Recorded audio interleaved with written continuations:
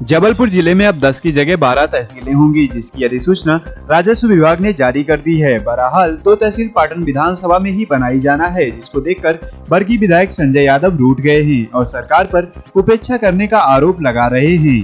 गौरतलब है कि पाटन को तोड़कर कटंगी तहसील और मझोली को तोड़कर पौड़ा तहसील का निर्माण होगा, जबकि बरगी विधानसभा में भी विधायक संजय यादव नई तहसील बनाने की मांग लंबे समय से करते आ रहे हैं, लेकिन उनकी उम्मीदों पर पानी फिर गया है, जिसके बाद वह सरकार से रूठ गए हैं और शिवराज सरकार पर बरगी विधानसभा को लेकर उपेक्षा करने का आरोप लगा रहे हैं। बरगी को तहसील न बनाए जाने पर क्षेत्रीय विधायक संजय यादव ने सरकार पर उपेक्षा करने का आरोप लगाते हुए शिवराज सरकार पर हमला बोला है। उन्होंने कहा कि शिवराज सिंह आदिवासी विरोधी हैं। बरगी आदिवासी बाहुल्य क्षेत्र है, आदिवासियों के पास सुविधाएं न पहुंच सके, इसीलिए बरगी को तहसील नहीं बनाया गया, जबकि विधानसभा में आश्वासन दिया गया था। इसके बाद भी कैबिनेट में इसे नहीं लाया गया। यदि बरगी विधानसभा में तहसील नहीं बनाई जाती है तो मैं कोर्ट की शरण में जाऊंगा। वहीं पाटन विधानसभा को 2 नई तहसीलों की सौगात मिलने पर अजय बिश्नोई ने शिवराज सरकार को धन्यवाद दिया है और कांग्रेस विधायक संजय यादव पर पलटवार करते हुए कहा कि 15 महीने की कमलनाथ सरकार में सबसे ज्यादा काम बरगी के लिए स्वीकृत हुए थे, तब उपेक्षा क्यों याद नहीं आई। उपेक्षा की शुरुआत कमलनाथ सरकार ने की थी। उन्हीं से पूछना चाहिए कि आखिर बरगी विधानसभा की उपेक्षा क्यों की जा रही है। देखिए, एक तो शिवराज सिंह जी चौहान आदिवासी विरोधी। शिवराज जी के मालूम है आदिवासी बहुल क्षेत्र है, ताकि उनके पास में सुविधाएं न पहुंचे, इसलिए शिवराज सिंह चौहान हमारे अपने सरकार के समय अधिसूचना सब कुछ हो चुका है, सिर्फ कैबिनेट की मोहर लगना बाकी है। पिछले 20 तारीख को, आज 1 महीना हो गए हैं, पिछले 20 तारीख को विधानसभा में मंत्री ने आश्वासन भी दिया था कि 1 हफ्ते के अंदर कैबिनेट में चला जाएगा। हमारा तो सब कुछ प्रेस ही बन गई, सब कुछ हो गया है, सिर्फ कैबिनेट की मोहर लगना है और तहसील बन जाएगी 1 हफ्ते के अंदर। लेकिन ये भेदभाव कर रहे हैं।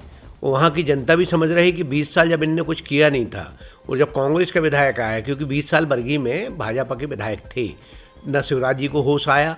और चूंकि शिवराज जी को अच्छे से मालूम है कि आदिवासी बहुल क्षेत्र है, इसलिए आदिवासियों को चाहे कॉलेज हो चाहे अस्पताल हो, जो भी कांग्रेस शासन ने किया है उसको बंद करने का काम शिवराज सरकार ने किया है।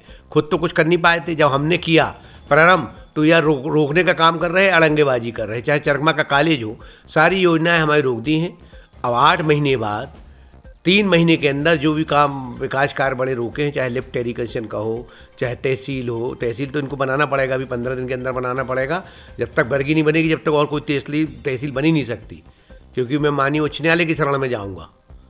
ये भेदभाव है, स्पष्ट रूप से दिख रहा है, और शिवराज का आदिवासी चेहरा भी उजागर हो रहा है। मुख्यमंत्री शिवराज सिंह जी को मैं धन्यवाद देना चाहता हूँ।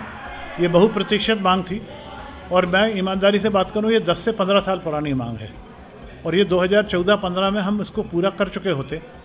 बदकिस्मती से 2013 का चुनाव में हार गया, तो ये दोनों चीज़ें लंबित रह गई। जैसे ही दोबारा 2018 में जनता ने मुझको आशीर्वाद दिया, हम इसके प्रयत्न में लग गए। मुख्यमंत्री जी ने आश्वस्त किया और आज उस आश्वासन को पूरा किया है।